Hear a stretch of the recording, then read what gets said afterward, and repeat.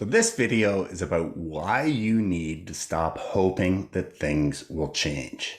Now, I'm assuming that there are certain dreams and aspirations that you have that you'd like to achieve in your life. And you're probably hoping that they will come true one day. Well, there's nothing wrong with that, provided that you actually understand and do some other things. But simply hoping that things will change can actually be a very, very detrimental thing to your growth, and it can prevent you from achieving your ultimate potential. And that's what I want to talk to you about today. If it's your first time with the channel, I'm Tim Packer. I'm a successful artist, and I've created my channel to share what I've learned with other aspiring artists. So if you would like to reach your full potential as an artist, and maybe even get to that stage where you can earn a good living from your art, this channel is for you. If you'd like me to keep putting out more content, which I would appreciate, and we can help grow the channel, you can do that by subscribing if you haven't already. You can give me a thumbs up, and you can click the little bell icon if you want to be notified of future videos when they're published.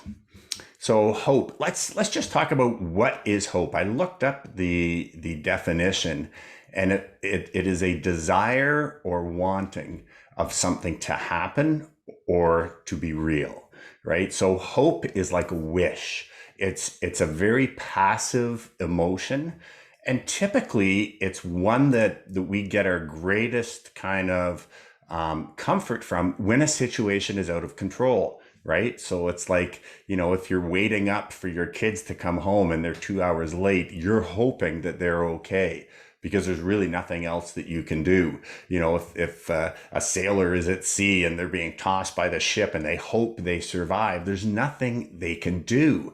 And so hope is something that as humans we use to cope with the fact that something really, really bad might happen, and we have no control over whether it comes out or not. And the reason I want to talk about this today is I had earlier in the year, I had interaction with an artist on my Instagram feed.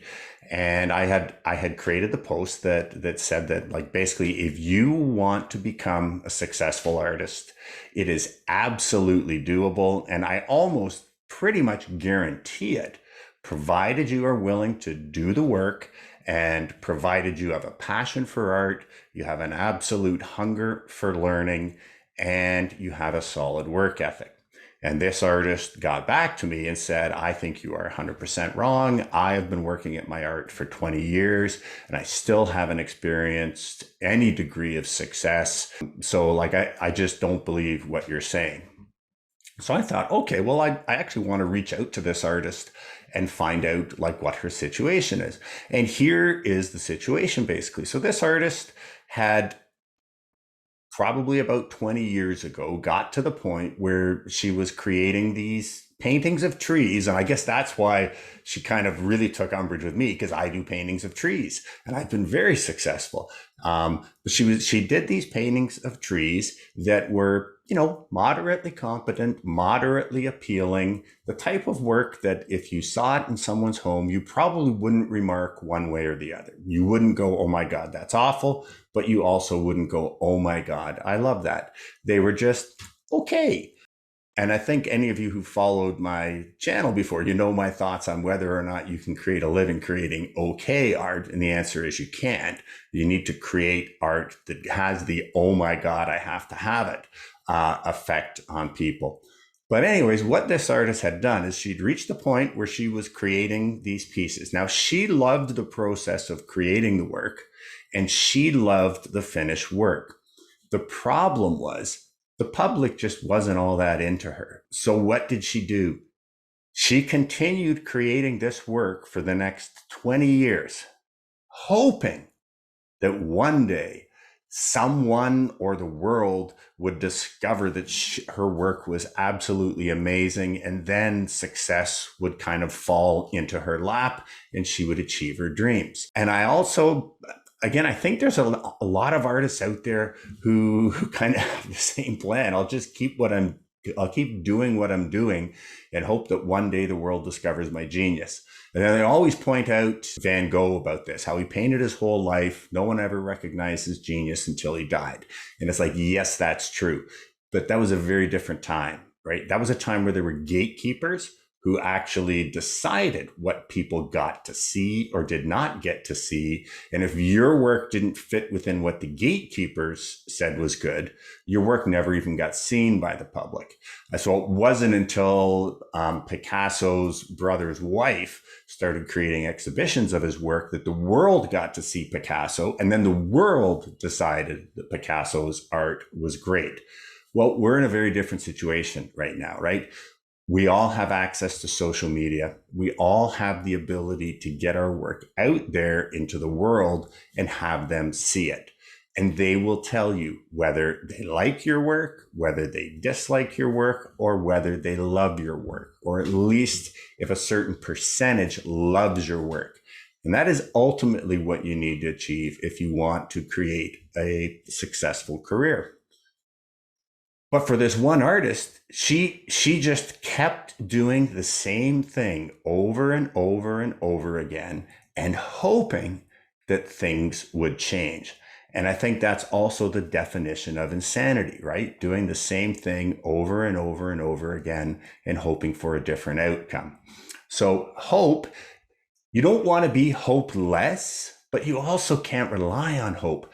The key is if you want your situation to change, then you need to change. You need to change your actions, change what you're doing, try something else. If it doesn't work, try something else. Keep learning, keep pushing yourself.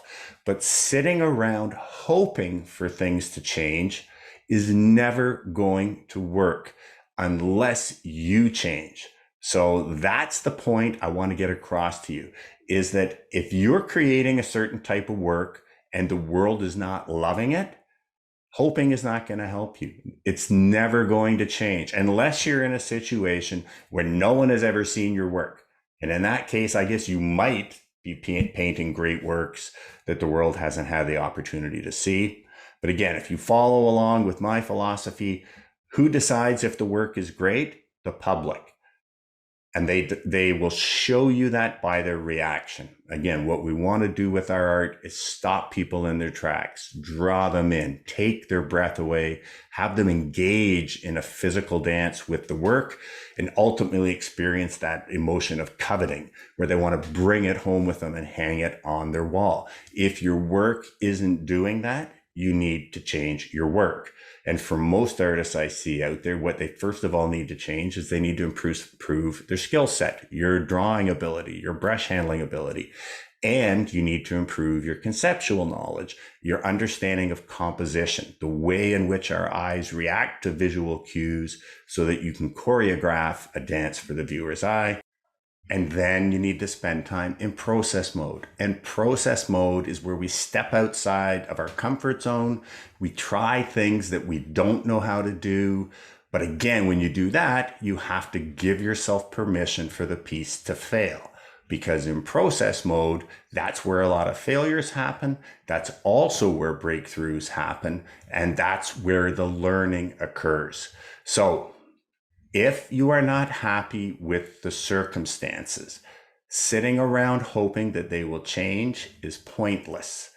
What you need to do is change your actions if you want to change your situation.